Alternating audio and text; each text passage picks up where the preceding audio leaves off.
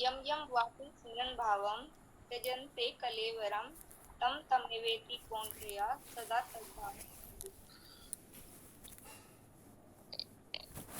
भगवान श्री कृष्ण हमें बता रहे हैं कि अंतिम चिंतन के अनुसार मनुष्य को उस योनि की प्राप्ति होती है जिसका वह मृत्यु के क्षणों में चिंतन करता है।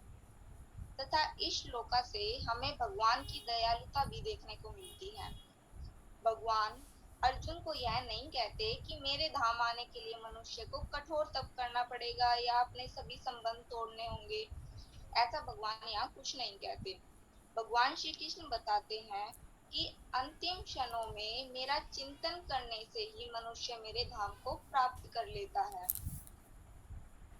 कुछ मनुष्यों का मानना है कि यदि अंतिम क्षणों में भगवान श्री कृष्ण का नाम लेने से हम जन्म मृत्यु के चक्र से मुक्त हो जाते हैं तो ठीक है, जब मृत्यु आएगी तो हम भगवान का नाम ले लेंगे, it is not a big deal.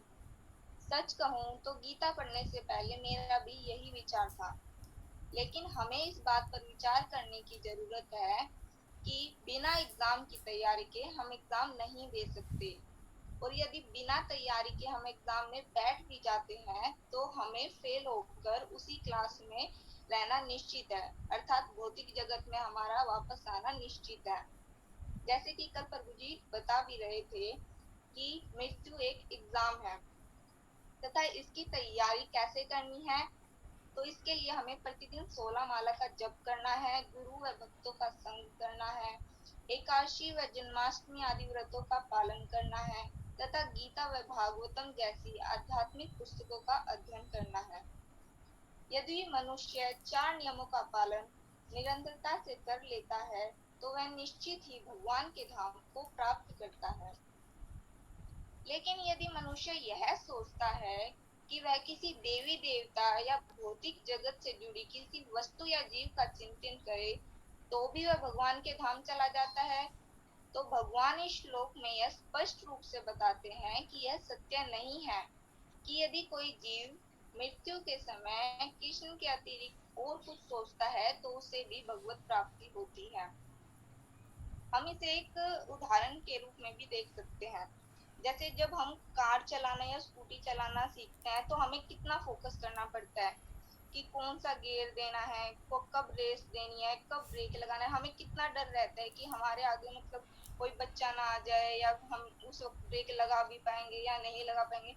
लेकिन धीरे धीरे जब वो हमारे रूटीन में आ जाता है तो वो हमारी आदत बन जाती है और उसके बाद वो हमारे लिए नॉर्मल हो जाती है। फिर हमें फोकस करने की जरूरत नहीं रहती कि कब ब्रेक देना है, कब रेस देनी है, वो हमारे लिए नॉर्मल हो जाता है।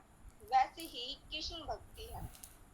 अभी जैसे हमने 16 माला का जप करना शुरू किया है तो हमें एक माला करने के बाद अलग अलग विचार आने लग जाते हैं, लेकिन धीरे धीरे जब ये हम निरंतरता के साथ करने लग जाएंगे तो ये सब हमारा रूटीन बन जाएगा और फिर हम इसे नॉर्मल कर सकते हैं और ये हमसे आराम से हो भी जाएगा।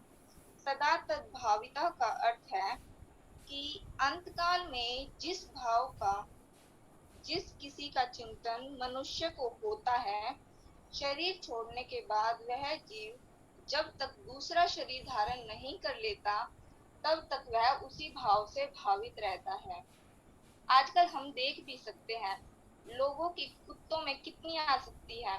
मनुष्य ने न केवल कुत्तों को घर लाकर उसका पालन पोषण करते हैं बल्कि उसे घर के एक सदस्य की तरह अपने पास रखते हैं तथा ये आसक्ति ही मनुष्य को कर्म बंधन में बांधती है, जिससे वह कुत्ते को याद करता हुआ अपना शरीर त्यागता है और अपने भाव के अनुसार उसका अगला जन्म कुत्ते की योनि में ही होता है।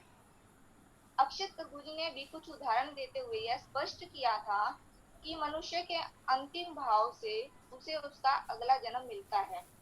जैसे जो व्यक्ति हमेशा बालों की सुंदरता पर ध्यान देता है, उनमें आसक्ति रखता है, वह अगले जन्म में भालू की योनि में जन्म लेता है। जिस व्यक्ति की धन में आसक्ति होती है वह सांप की योनि में जन्म लेता है। इस तरह अंतकाल में जिस किसी का स्मरण हमें होता है उसी के अनुसार हमें अगला जन्म मिलता है। राजा भरत की कहानी के द्वारा भी हम यह और अच्छे से समझ सकते हैं।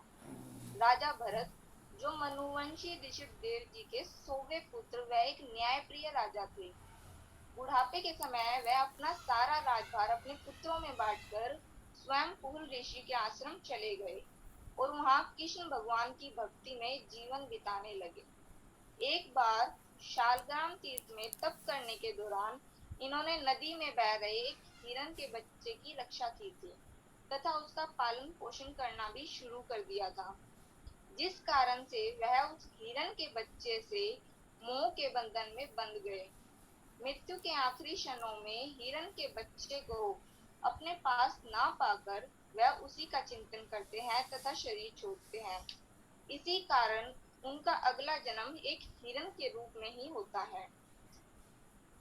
राजा भरत की इस कहानी से भी हमें यह स्पष्ट हो जाता है कि मनुष्य जो विचार अपने पूरे जीवन में धारण करता है, जैसे कर्म करता है, वैसे ही सभी विचार व भाव संचित होकर उसे उसके आखिरी क्षणों में याद आते हैं तथा मृत्यु के आखिरी क्षणों में जो भाव हम रखते हैं वही भाव हमारा अगला जन्म निर्धारित करता है। भगवान श्री कृष्ण का निरंतर चिंतन ही हमें भगवान के धाम जाने में हमारी मदद कर सकता है तथा इसके लिए हमें हरे कृष्ण कृष्ण कृष्ण हरे हरे, हरे राम राम राम हरे हरे नाम महामंत्र का प्रतिदिन जप करना चाहिए। हरे कृष्णा।